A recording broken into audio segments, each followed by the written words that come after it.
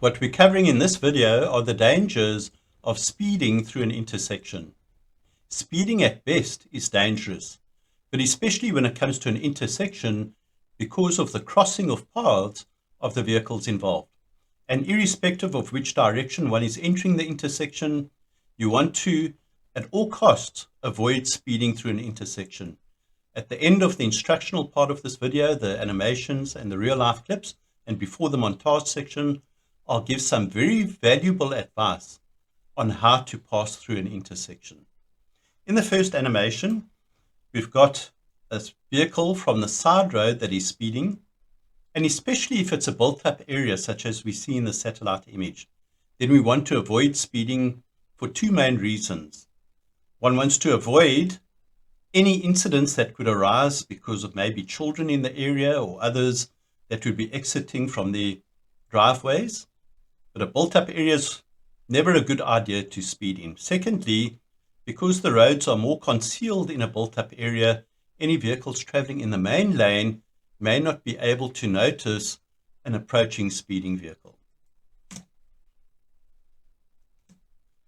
Now, you may have seen in the animation that the driver of the red vehicle was speeding, saw there was an intersection and tried to slow down. But if we're traveling too fast, we won't be able to do so. And as we saw in the animation, he actually overshoots the end of the intersection into the path of the oncoming traffic. Real life clip to demonstrate this. So one wonders what this driver is thinking, because one can see from the camera's perspective, the vehicle is stationary. He's approaching the camera from the opposite side in clear view, and it must have crossed his mind, well, why is this vehicle stationary?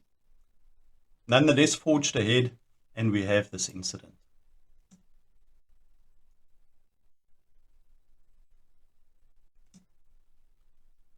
When it comes to wet weather, obviously, and it almost goes without saying, one needs to slow down even more than normal when entering an intersection. But people aren't always aware of that, oblivious to the fact that the wet surface is going to slow down the distance that they're able to stop in, the stopping distance. But we often see people in wet weather traveling just as crazy as what they would normally do.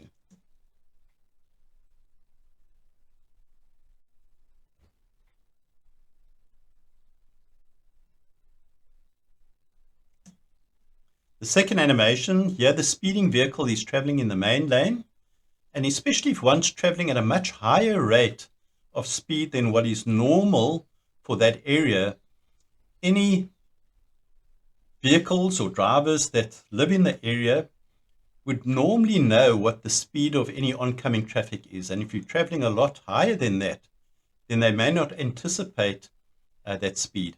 And so could land up in an incident because they pull out not expecting vehicles in this area to be traveling at such a rate. But also the other problem is that not everybody has the ability to be able to judge speed and distance accurately. So even though a vehicle exiting from the side road might see an oncoming vehicle, they're not always able to judge the speed at which that vehicle is traveling, and so miscalculate when entering through that intersection.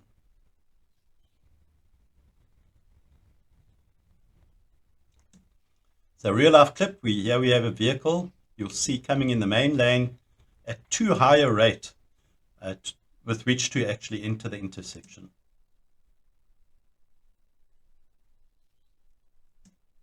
So I said at the outset of the video, I'll give some advice on what to do when actually approaching an intersection. What I normally do, provided of course, checking in your rear view mirror that there are no vehicles behind you, that you will now start to impede their speed. But if I see that it's clear behind me, then what I do just before arriving at the intersection is I try to slow down somewhat, and I do that by actually freewheeling up to the intersection and freewheeling through the intersection. So what I mean by freewheeling, I have a manual or stick shift, as the Americans say. And so I push in the clutch so that the gears aren't engaged, and I freewheel up to the intersection, just that momentum will slow me down somewhat, obviously depending on where that intersection is and whether it's an incline or decline. But I freewheel through the intersection. I keep the clutch pressed in and I hover my foot over the brake, anticipating that a vehicle is suddenly going to enter from the side. Because if you do that, then it improves your reaction time in case you do need to put on brakes. But if you don't have your foot over the brake, well, then it takes that fraction of a second longer to quickly move your foot from the accelerator over to the brake pedal. Whereas if you're already hovering with your foot over the brake pedal, you can respond almost straight away.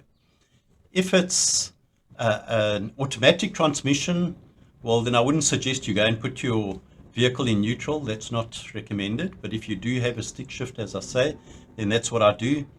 And by doing this, I'm better prepared as I go through the intersection in case something does arise.